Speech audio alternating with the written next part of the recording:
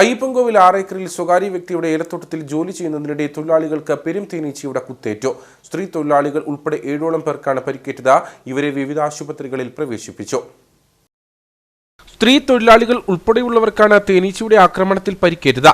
6 acre Pulikkathazhe Eliyamma, Vettikkal Jose, വേലുത്താഴെ Sasikumar, Alakkal Sindhu, കോലൊത്ത് Raju, ഇലവംതടത്തിൽ Suchitra, Plakkal Radhika എന്നിവർക്കാണ് തേനീച്ചയുടെ ആക്രമണത്തിൽ പരിക്കേറ്റത്. ഇതിൽ ദേഹമാസകലം പരിക്കേറ്റ 3 പേരെ കട്ടപ്പന താലൂക്ക് ആശുപത്രിയിൽ പ്രവേശിപ്പിച്ചതായി ഒപ്പമുണ്ടായിരുന്നവർ പറഞ്ഞു. കൃഷിയിടത്തിൽ നിന്നിരുന്ന വലിയ ഇലവ് മരത്തിന്റെ മുകളിൽ തേനീച്ചക്കൂടുണ്ടായിരുന്നു.